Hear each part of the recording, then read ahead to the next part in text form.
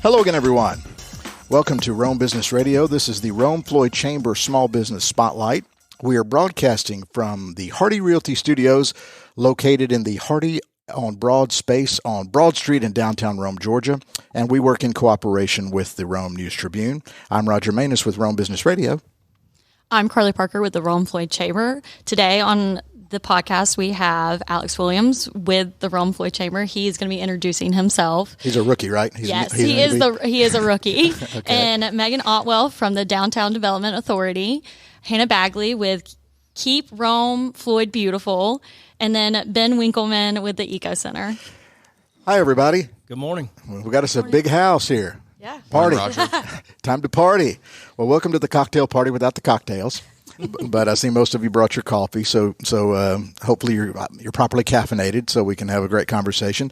So let's just kind of go around the room, ladies first here, and just a minute or two about your role and your organization and what it is you guys do. So how about Megan? You get us started.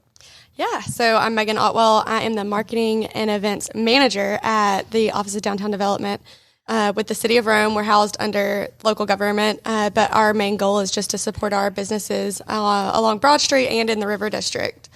So you had a short walk to the studios here. I did, about a block and a half. Well, welcome. Thanks for being here. Okay, and let's go to Hannah next. Keep Rome-Floyd Beautiful. Hi, Hannah. Hey, how are you? We're good. Tell us about Keep Rome-Floyd Beautiful. It's so much fun to be able to get out in the community and serve. So the whole aspect of Keep Rome-Floyd Beautiful is just its name, is Keep It Beautiful. Free of blight and educating our citizens and kids. That's my favorite part, is educating the kids on how they can make a difference and impact our ecosystems and their future, which is Rome. So it's fun just to advise them and teach them good habits and support everybody in Rome and Floyd County. Now, did you mention ecosystem so we could segue to Ben here? 100%.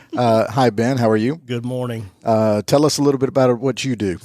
Well, I'm very fortunate to be the director of the Rome-Floyd E.C.O Center, and of course we've been there a little over 10 years now, and our main focus is to teach children and adults and help them experience the ecology and the wildlife diversity that we have right here in Rome, in Floyd County, and then, of course, northwest Georgia and the southeast United States. So we do that with live specimens and wildlife there at the E.C.O Center. So we're about 10,000 students strong every year that come in and participate in a program. Most of them are local city and county schools.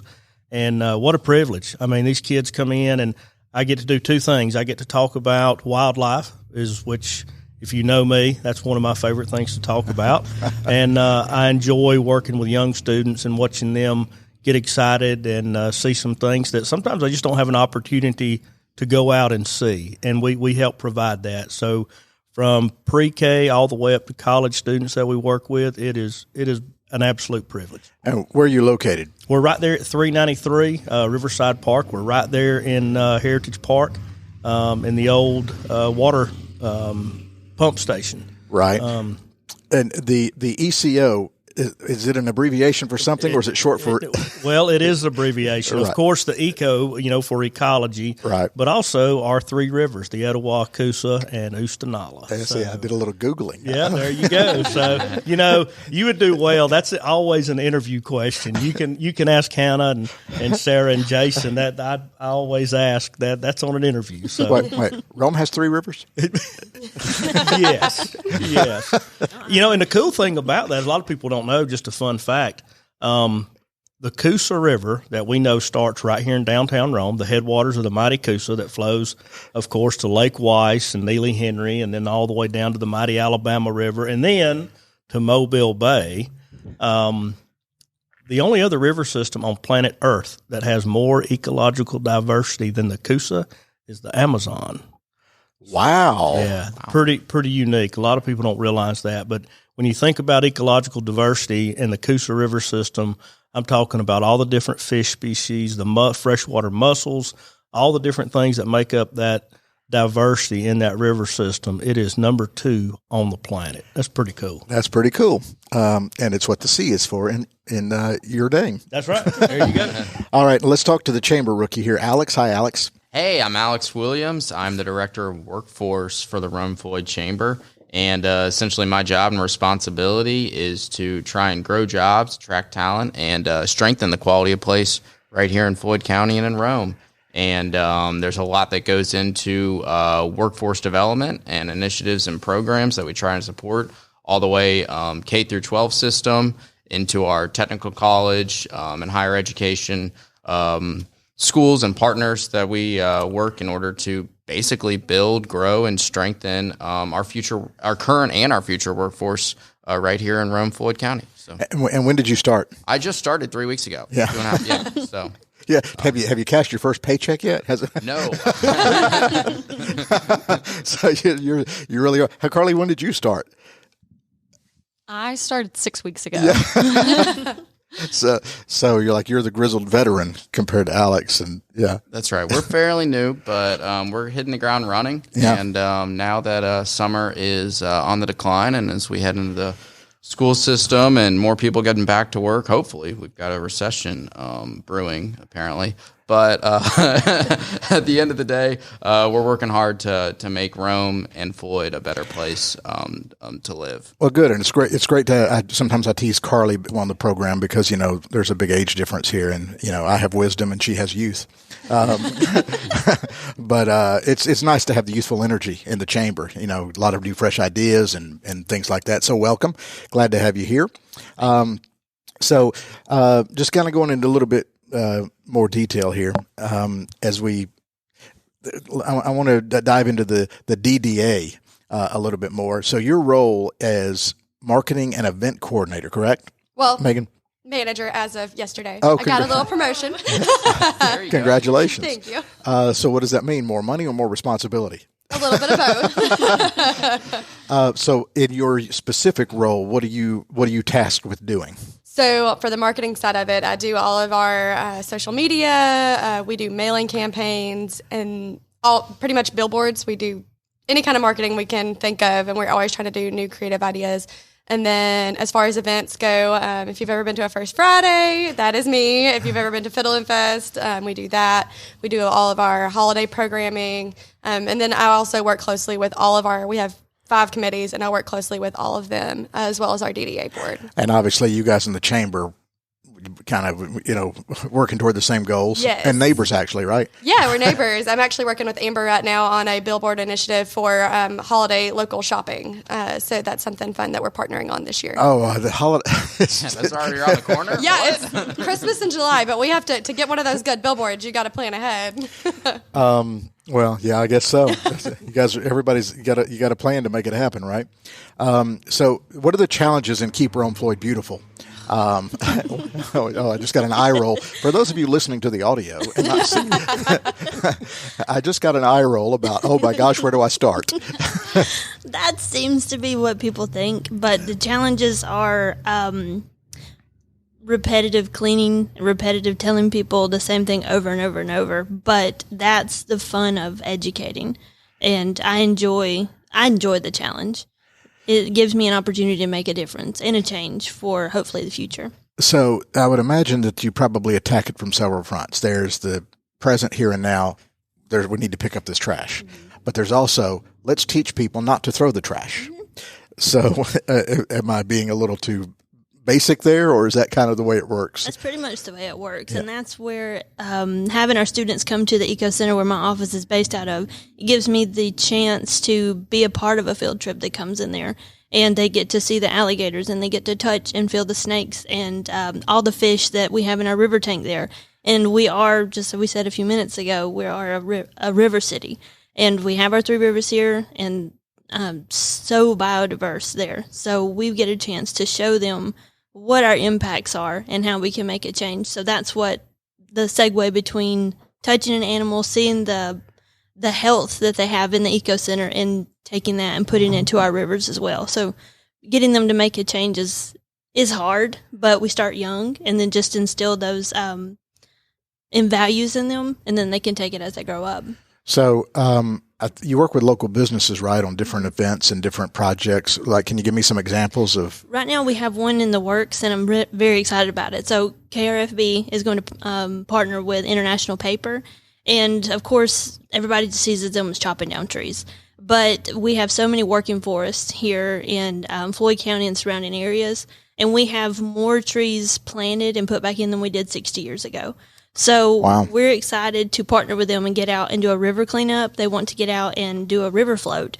And it's not only just fun. I mean, who doesn't want to go kayaking and pick up litter? But you're also going to make a difference. You're going to get to see all of the animals that live in our river systems. Last time we did a river float, we counted 100 turtles that we saw just in a 2-hour float. So that just shows how rich and healthy our water systems are. And if we can do something just a bit more to keep them that way, we're very excited and grateful for International Paper. Ben, she mentioned that when kids come to visit the Eco Center, they can touch the animals. Well, yeah, it sounds a little. Yeah. It's definitely a controlled. There we go. Yeah. But so it's not like a zoo where you can just. No. Here, play with this alligator. No, it's definitely a controlled environment, and sorry, I thought that was on silent. I guess not. It's definitely a controlled environment as far as what we do, and obviously, we have the animal's head or whatever. But the biggest thing is a lot of times with younger students, they respond a lot better to sensory type things. So understanding, mammals with fur versus an alligator with scales and the difference of those two. It sounds very elementary, but if you're a second grader, you can kind of remember things by touch and understanding and seeing. So. I was sitting here thinking when Hannah was talking about a lot of people don't realize the impacts of litter, and they know it's bad, but they don't fully understand the impacts. And people can, right after a heavy flood or a rain, and a lot of times if you look behind log jams and things on our river systems, one of the first things you'll notice is a lot of floatable debris, a lot of plastic bottles, a lot of different things. And most of us don't realize that even if you throw down a Coke bottle in a parking lot, and we get these heavy rains, a lot of that floatable debris eventually ends up in our river systems. Sure. And anything, that can be harmful as far as plastics and things like that, in these ecosystems, is of course detrimental, as far as some of the, plastics that break down, some of the different, even items that fish and wildlife and even ducks try to consume and eat. So the tie-in with Keep Rome-Floyd Beautiful is pretty cool. I believe, when we talk about, I feel like we get to do the fun stuff. We're pulling out bullfrogs and king snakes and talking about the importance and the niche that they provide in the ecosystem. And then on the backside of that, we're also talking about what can we do as far as, something very simple, getting a plastic Coke bottle in the trash, just something very simple. What can you do? And we ask that question to our students, what can you do to help? And it's those kind of things. And it's a good tie-in on the back end of the sustainability, and then of course recycling on what we do. So, marrying the Eco Center and Keep Rome-Floyd Beautiful together has kind of been a full circle, project, I think, and it's worked out well for a couple of years now. I was going to say, is that a recent development that you guys have started working so closely together, or? This past year in 2021, we really honed in on the educational spot that they had in the community, and then just putting the two together has made a very good impact in our kids. So it's not always been as close. There's always been a tie-in between the two, but this 2021 and 2022, we've really married the two so strong that when you say one, it's almost like we go hand in hand now. I think the mindset too is for years and years and years, litter's been a problem. We know it's been a problem. We've always had enforcement. If people were caught commercially dumping or either littering or whatever, if there's names or things in the trash or whatever, the law enforcement aspect has always been there. So looking at things that we've always done and some things that we can change, we just keep going back to the education aspect, because for whatever reason, I knew at a very young age that driving in a vehicle with my mother, if I rolled down the window and threw something out, she was going to smack me. I mean, I was in trouble. So I knew at an early age that, I was taught you don't do that. You don't litter. You don't do things. And so we've tried to make sure we implement that, it's hard to be upset at somebody if they've never been taught or nobody's have given the opportunity to say, hey, we don't do that. So, that's the kind of the gap we're trying to fill with the education process. And we do it with bullfrogs or green tree frogs or Cope's gray tree frogs. We walk these kids in a wetland and we talk about how cool and how sensitive some of these amphibians are.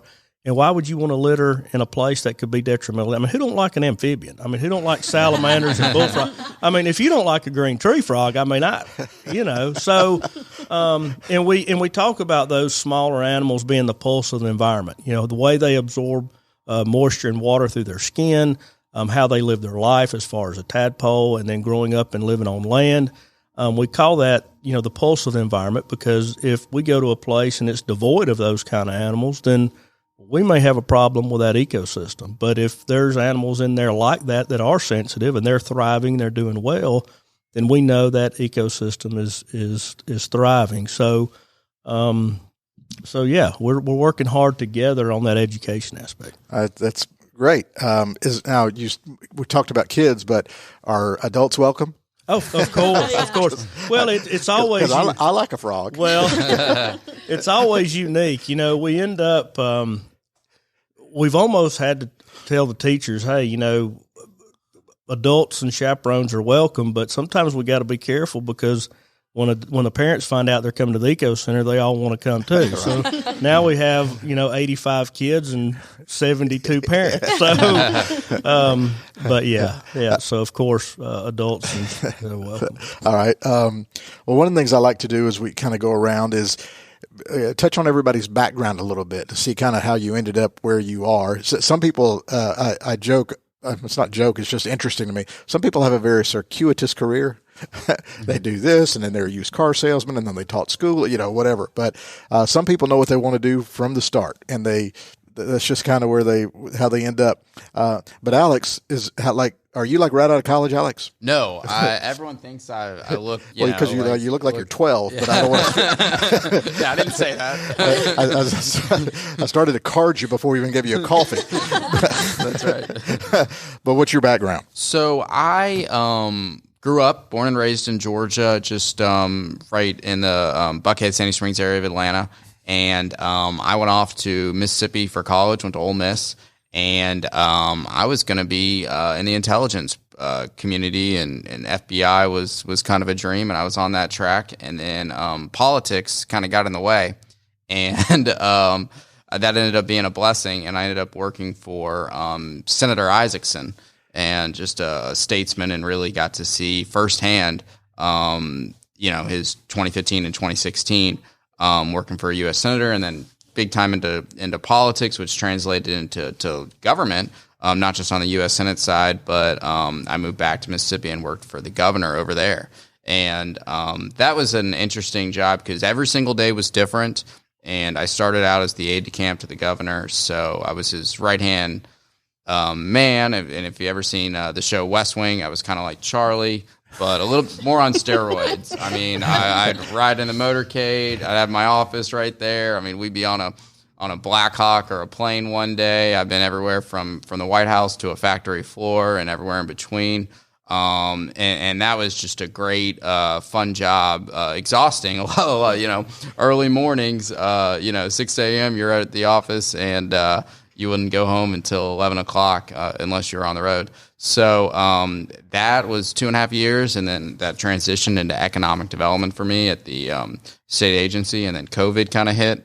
And but long story short, my wife was in med school, and she finished up and got a residency here in Rome.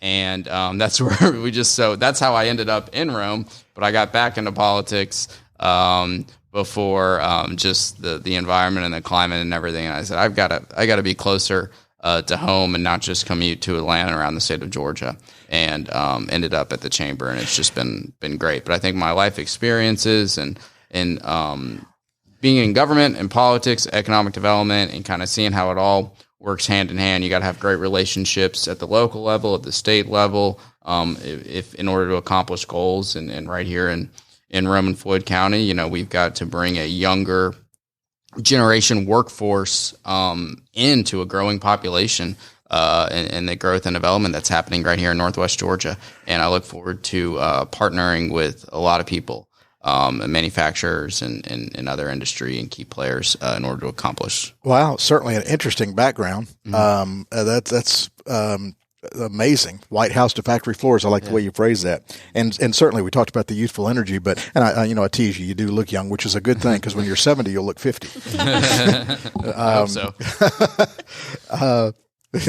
Yeah, don't we all? Megan, what's your background? Mine is not as interesting as the story as that one. Let's see. I worked at the Rome Braves for years, and that's where I kind of realized you were third base, right? Third baseman? Absolutely. Everyone gets free tickets, right? Not anymore. Sorry, guys. But so I worked there, and that's where I kind of fell in love with the PR side of things. So I got my undergrad in PR communications from Jacksonville State. And then I went back and got my master's in public administration. And I really honestly landed my dream job. I wanted to be in a downtown, and I wanted to do like marketing. And that was my first full-time job out of grad school. I was a grad assistant during grad school. So I really landed my dream job right outside of graduating. And I have loved it. And I've been there for over 5 years now. Well, and it's funny you talk about Downtown Development Authority. Some of this downtown, not to downplay your importance, but it kind of sells itself in a lot of ways, doesn't it? There's so much to talk about and sell. It does. I'm very lucky that I ended up, of course, I grew up around the area, of course, but I'm very lucky that I ended up in Rome because we do have such a great downtown. And I know people that are stuck here think, oh, we need to do this and oh, we need to do that. And I'll agree. But when you look at what other communities are doing in comparison to where we already are, we are very fortunate. Yeah. Did you know that two rivers connect in downtown Rome? Three. To form a third. Yeah. There's a whole confluence right in the middle. This was news to me. I'm teasing. Okay, where were we? We were getting everybody's backgrounds. So, Hannah, have you always kept things beautiful? Sort of. But I started out wanting to be a nurse, so I went to school for that and quickly found out once I got really into the heart of things, that's not really where my heart was at. So during that time going to school as well, I was an office manager for Proactive Management Consulting. So we were a private company that would go into homes that had defects cases open, and we would work with the families to meet those goals in order to reconnect the families back together with their children, or unfortunately, sometimes it ended up not in the way that, of course, we wanted to see it. Sure. So it was a tough job, very mentally stressful. So I stepped away from that, and I was able to become a stay-at-home mom, continuing my education. And during that time, I actually started my own business. I ran a photography business. I love photography. I love being able to capture somebody else's moments, and I just love being able to make people happy that way. And capturing the beauty at Berry College is where everybody wants their pictures taken, of course, because it's just lovely. And then Rome in general, I started to branch out into the downtown Rome area for photographs. I know, and I was just like, God, we have a clock tower. We do, and you have no idea how many pictures I took up there. Wedding proposals. I mean, you have no idea. And capturing the beauty of Rome during that just was like, wow, I love this. So after I kind of hung that up and decided to re-enter the workforce, because I need insurance, so being a got to pay the bills. Got to. So I had my daughter, and then I re-entered the workforce through the city of Rome. That's where I started Rome through the Public Works Division. Started administrative assistant there, and then operations coordinator there as well. So just their whole dynamic is to keep our community clean and the roads clear of obstructions. They do all the paving, they do all the maintenance. So they're the kind of sort of the heartbeat of the city, keeping everything flowing, and I enjoyed every moment of that. And that's where, of course, I met everybody here at the table. Yeah, this is a great big love fest. It is. And that sparked my interest to keep, our community clean, because that's what they do day in, day out. They're they're rushing to take care of emergencies, and they're keeping the waterways clear. And then when this job opened, I was more than thrilled to put my name in the hat, and thankfully it was pulled. So I'm happy to be here. Well, Ben, I'm gonna guess on your background a little bit based on what you do now. I'm gonna assume you were the 5-year-old kid that always had a frog in your pocket, or a lizard, and I figured out how to make a career. Yeah, right. What is your background? Well, my background, of course, is wildlife biology, and it started at a very young age. You know, my mother had 2 little baskets in the laundry room, and she'd check my pockets as a young child, and there was a lot of stuff that I had to, go turn loose back in the wild, and then there was other things that she would keep for me, rocks and crayfish claws and, whatever. So grew up on the eastern side of Floyd County, which was great, had a creek close by, and was just one of those kids that in the summer from daylight until dark, I was outside playing. And then, of course, through high school, I graduated model high school in the early 90s. And through high school, I'd volunteered with Georgia Department of Natural Resources and figured out that's where I wanted to be. So went off to school, went to Jacksonville I was a Gamecock for about a year. And then, of course, came back and worked at Georgia Highlands, went to school at Georgia Highlands, and then ultimately University of Georgia. And woof woof. And so I was on the 14-year program, but I worked also with Georgia Department of Natural Resources for the better part of about 14 years, and what a great career that was. I was able to work with Ted Touchstone, which was a great ecologist, and people like Jerry Bearden and Sid Painter and these folks that were not quite at the end of their careers but had been there 20-plus years, and took me under their wing, and boy, did I learn a lot. Black bears, trapping wild turkeys, working with the bald eagle and golden eagle restoration project, tagging along with Ted. I learned a lot of information in a very short period of time, so it was very invaluable. Yeah, I get the impression that when it comes to wildlife, your head is like Google. Like, is there so much information in there about? Can confirm.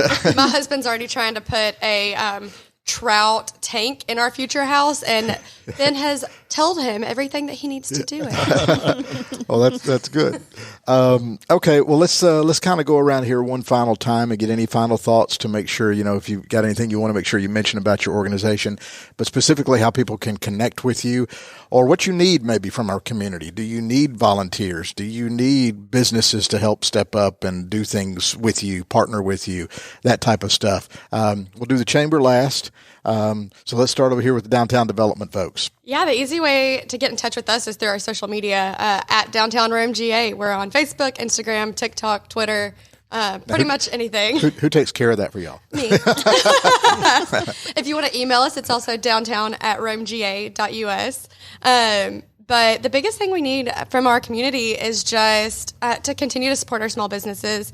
Of course, prices are going up, so you'll see restaurants start adding charges or going up on their prices. And they've tried so hard not to do that, but I know some of them have had to. And then the biggest thing right now is I know probably everyone has seen the construction going on in the River District over by North 5th, and those businesses are still open. They saw a vision for that area before we even started working down there. And this is going to be a marathon. This is not a sprint. So once they get done with this project, there's another project, and that'll be Streetscape, which is going to be much worse probably, honestly, than this. But those what is Streetscape? So, you're new. So, in 2017, we passed a SPLOST for $2.1 million to completely revitalize and basically do on the other side of the river of North 5th what's been done over here like in the 80s. So, ADA compliant, larger sidewalks, more parking, safer area as a whole for pedestrians, get some crosswalks over there. So, it will ultimately be just an amazing area. We've got some development that's going to be happening. I heard there might be a rooftop bar. Is that true? Gosh, I hope so. There's the development. They bought up like 12, 13 parcels, as well as the city parcel that's next to the hotel. And So we're really excited about that. Everybody's excited to see what ends up. So I would love a rooftop hotel or a rooftop bar, anything over there. So that's going to be really excited to watch, but it's also going to be a struggle for those businesses that are currently there. So it might be a little bit more of a pain, but I definitely need our community to support them through this process, because they're having to close down days. It's harder to get there. You can't park right in front of their store right now. So you might have to walk a little bit, like sometimes have to walk a little bit on Broad Street too. But just continue to support them through the next few years, because it's like I said, it's a marathon. It's going to be a great ending, but it's going to be a process. Okay. And speaking of parking, we've got parking decks in downtown that people don't know about. Do we? We have parking decks and lots. You don't have to park right in front of your business, in front of the business you want to go to. That's right. Look, there's a parking spot right out front. Broad Street, you make a day of it. You can park and then walk up and down and do business here and there. But only for 3 hours on Broad Street. And then you can move to a lot or a deck for a very low cost. Sure. Wow. I feel like I'm having a website talk to me. I run our website. And parking is also housed in our office. God bless you. It's like Thank you. It's like an avatar on the website just popped up and started up. Okay, Hannah, how to connect, anything going on with you guys? What do you need from our community at Keep Rome-Floyd Beautiful? Well, first off, I just want to give a huge thank you to DDA and the Chamber. They've been most supportive this past year. So we've had cleanups between both of them. The Chamber's always there, like, what do you need? What do you want? How can we help? And same thing with DDA. So that's been a huge boost, because they have the networks to the small businesses downtown. They have the manufacturers, which that's how I ended up with Ball, IP, and Georgia Power, all of the cleanups that we've done with all three of them. So thank you. And to get in touch with us, Facebook and Instagram is huge. So Keep Rome-Floyd Beautiful, just as my name says, at both of them. So and then you can drop by the E.C.O Center in Ridge Ferry Park anytime. I'm always there. We're there Monday through Friday. And getting everybody to step up. You can get involved, your college or rising college student or your high school student. If they need service hours, I can do it. So all you have to do is just come up there. They can get those service hours. They can turn it into their advisor, and it'll count towards community service. And they can also do any other project. So if they are interested in gardening, if they're interested in the preservation side of anything, or if they're just interested in learning how local government works, we're always here to give them those hours and push them forward, get them ready for their career. And if you've never stopped in the Eco Center, all of those lovely animals are just like, I mean, they're not just hanging out. They're obviously like in cases, but you can go and see them all. And it's so fun. I like to look at all the snakes, and they can't get to me, but the turtles and the fish. And so if you've never stopped by the Eco Center just to see all that they have in there, I definitely recommend it. Well, which brings us to Ben. How can people connect, or what are the hours? Does it cost anything, or can people just pop in? Well, originally it was a SPLOST project, 2010 or so, and so we don't charge for people just to come in and look around. It is open to the public. We advertise that we're open to the public every day, Monday through Friday, 1 to 4 o'clock, usually because we have field trips and things going on in the morning. But if we're there, 8 to 4:30 daily. The doors are open. Yeah. So people want to come through. We're also open the last Saturday of each month from 10 to 2. Okay. So one of us is there if you want to come by on a Saturday. And one of the things you said something about what does Keep Rome-Floyd Beautiful? Is there any needs? One thing I would like to say is what the Eco Center needed initially was support from the public and public buy-in and so forth. And boy, that's what we've got. So, I really appreciate the school systems. Before COVID, we were booking 6 to 8 months out. It's just a great program, and an opportunity for these kids, and the teachers really enjoy the field trip, and, there's a huge education component as we marry the, Georgia performance standards and then science and all the things that kids are doing in the classroom, and we provide some hands-on learning. So we have gotten some wonderful community support. We've gotten great support from our county, Floyd County government, of course. Our city leaders have really supported us in doing what we do, along with our citizens, of course. So same as far as coming by and seeing us, social media. We have Sarah Grimes, which is an administrator and educator there at the center, also that teaches and does all the incredible social networking that I typically don't do. So, she does. She gets mad at me because I say, "Hey, did you put that on InstaFace and Snap Roll?" And no, she's like, "Oh my God!" And she said, "Yes, it's on." So they do a wonderful job with all those things. So people can find us. The Instabook Snapgram. And, yeah, exactly. So the tick tweet talk. Yeah, exactly. So. Yeah, so she keeps up with all of that, and also the Roman holiday, our riverboat, and all our scheduling, which is fabulous. And online you can search us at Rome-Floyd We're on, you can Google us or just drop by and see us. Of course, all the social media outlets. She puts a lot of information out there, little videos of wildlife and things. So, and I'm the director of the Eco Center, but I'm also a client. I was going to say DDA, even though we all work together in the city of Rome and Floyd County, so forth, we're big supporters of one another, and that really helps when you've got support from other departments. Even from our electrical department, our street department, we've called on a lot of different departments to help us. Water department, hey, can you guys do this or can you guys do that? And they always come running because I think they kind of believe in what we do. As far as the education component with young people. Yeah. So, man, our city electricians help us out when we, have any needs. DDA, of course, is always willing to help, and the chamber, of course, also is very helpful for us. So we appreciate all the support we get. Okay. Yeah. Well, thank you. The Public Works, just to add on to that, like the Christmas decorations that y'all see outside, the lights, the electricians, everything, like a lot of y'all that you see downtown and you enjoy downtown wouldn't be possible without all of our city employees. That's right. Yeah. And the upkeep of the trail system. Absolutely. Now with the new rebranding, the Eco Greenway. Yes. And they're about to, and I run the trail. I'm an avid runner. Oh, yeah. So Yeah. I've been running past the Eco Center pretty much every 2 days or so as I try and complete the, I think it's going to be about 13-mile loop when everything's fully completed. So. My dog Rowdy and I love the trail behind the post office. Mount Berry, Trail, yeah. Behind the post office. And we get to the end of it, and he's like perplexed. And then we have to turn around and come back. Hey, they're putting a bridge in. They've started construction, and I think that should be done by December, if not sooner. Yeah. So, anyway, final thoughts from the chamber. Contact information, of course, or anything pending coming up that you guys want to make sure you mention? There's a ribbon cutting tomorrow, actually, in East Rome. No, there is not. But there's constantly ribbon cuttings, and there's constantly things going on. And there are constant ribbon cuttings. Community events. I'll be working more with GREAR, Greater Rome Existing Industries Association. But you can follow us on Facebook, Instagram. We have a TikTok. Which I don't recommend from a Chinese spy standpoint, but that's nor here nor there. Twitter, you can go on our website, which is a great resource, romega.com.